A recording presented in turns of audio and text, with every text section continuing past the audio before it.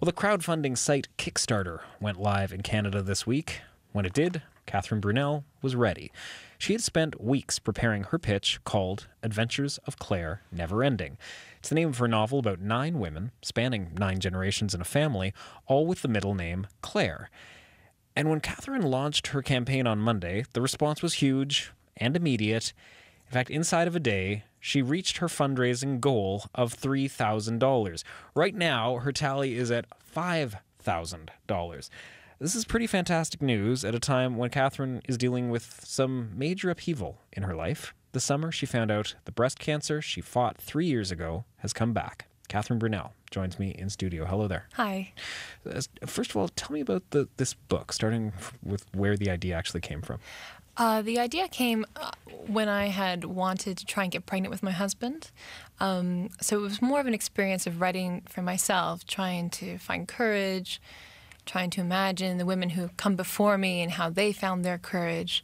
But I wrapped it up in a nice fictional package because I love fiction. So. and the same middle name idea? And the same middle name. My middle name's Claire. Yes. And I always think, like, when women, create a new family, they often pick up a new name. But if we could pass on our middle names, there's that wonderfully common thread. Right, as opposed to the last name, which often changes. Yes, exactly. When change of identity in a way. Some women get married. Yeah. So the story starts in 2011 with a woman named Amelia. That's right. Now, is this inspired by yourself? Absolutely not. Okay. No. It's totally pulled from my imagination. Right. I wanted to write something fun, so I thought, well, what's better than flying around the world in an air balloon? So that's where she came from. And it's very whimsical. The first few stories are particularly whimsical. But I feel like it gets more real as it goes on. And as we continue to travel back through time to the other women who had Claire, named Claire. Yeah. Now, I just want to make sure, because all I've seen the synopsis. Does she actually travel back in time herself? Okay, No. So each story is standalone. Okay. So the first story is Amelia. The next is her mother. The following is the grandmother. So we go from 2011, 1980... 1957, right. I think, so on and so on. Where do we end? And we end about 1807. 1807, fantastic. Yeah. What made you think, I want to take this to Kickstarter? Oh my God. My husband encouraged me to do it. Honestly, I had been looking for an agent for a while, and, that's great. I believe in that process.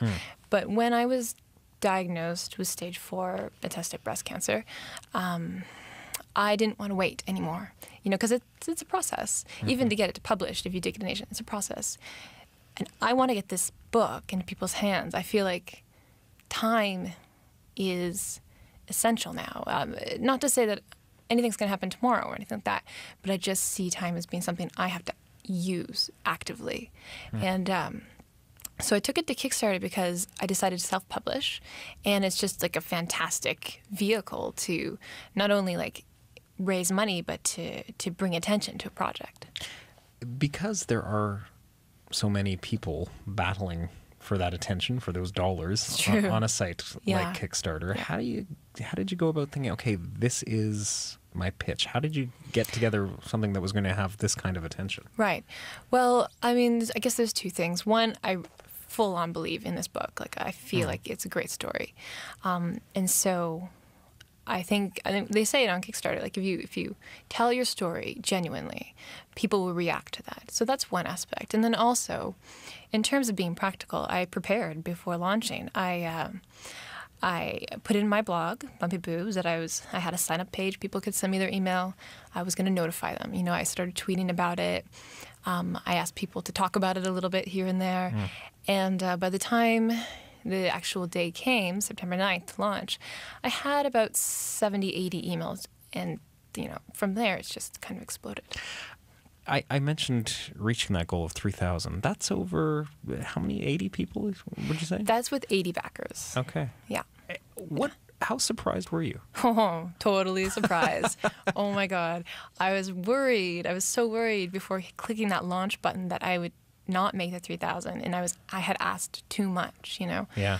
So it was a very surreal day. Because if you don't make the goal on You don't get Kickstarter, anything. you get nothing. That's right. Okay. Yes. I mean, I suppose you get exposure. Maybe people see you, but you do not get any money. No, it makes a difference. So it must be sort of that fighting back and forth of how much do I ask for Oh, exactly. Yeah. versus not wanting to undersell either. Exactly. So, I mean, Because I don't know, with Kickstarter, can you turn around in a day and say, okay, I made 3,000, now I want 8,000? can't. You just You have can't. one shot. yes. And so, therefore, like, there's perception that the momentum stops almost Right. because it's no longer urgent to keep earning.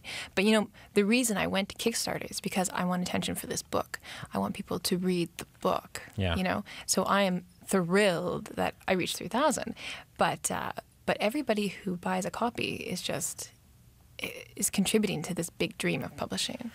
I'm trying to imagine, though, what it is like to be pouring that kind of work, not putting aside even the writing of the book for a moment, but actually the campaign, like launching that Right. when you've just gone through this recent health setback, which I'm very sorry to hear about, by the way, that sort Me too. of struggle that you Yeah, it's are emotional. going through. It's emotional, and I have my dips in energy and whatnot. But I have to say, this project has kept me up and kept me going.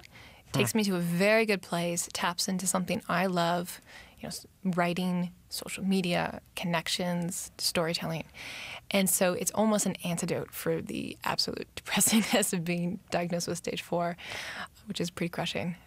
But tell me about that, because beyond the lifting of spirits, which I think a lot of people would understand, Yeah. also anybody who's gone through cancer treatment, Yeah. they know just the physical and emotional exhaustion that you're experiencing. Sure. Is it daunting then to also be having the, despite the fact you love it, I get that part, but Okay. just the actual draining Well, moments. I'm not going to lie, I'm exhausted. Yeah. I'm exhausted, and I'm thinking maybe I should take the weekend off. Yeah.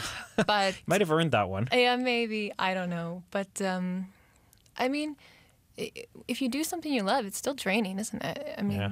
so I'd just rather be focusing on this than focusing on my oncologist appointment tomorrow. You know, I have to choose what I'm focusing on right now. I wanted to give people a chance to hear a little bit of what you've written. You brought something in? I did. Okay. This is actually the epilogue of the book.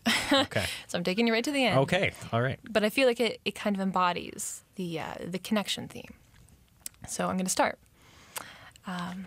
In an open strawberry field just by the cottage of Little Brook, newborn Amelia Claire Steeves peered out from her tightly wrapped blanket with day-old eyes, looking at the sight she would eventually come to know as the long blue of the sky, the box brown of country barns, and the lush green of thriving crops. Amelia blinked against the breeze and turned towards the warmth of her mother's chest. She heard the hum of a lullaby and felt the stroke of a braid tip that swept across her tiny nose as she reached to grab at its ribbon. Soon, her blue eyes closed as she began to slide into sleep, where she would dream of the brightest brights and highest heights and a southerly swish to fly her around the world and beyond.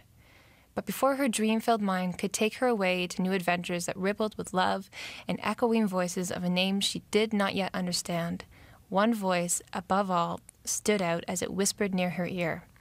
It was a voice she'd known all along, the voice that had been her world before all else existed. It was her mother.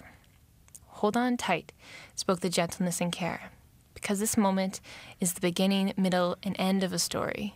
You, little one, my precious Amelia Claire, are now part of a never-ending adventure. Beautiful. Thanks. Catherine, thank you so much for coming in. Congratulations Thank you. on For making that having goal, me. and best of luck with what happens next Yes. as well. Catherine Brunelle, author of The Adventures of Claire Never Ending. You can learn about her project and make a pledge on her Kickstarter site. That's at kickstarter.com/Canada. You can find it using the search function. We are going to put a direct link on our website as well, cbc.ca/allinaday.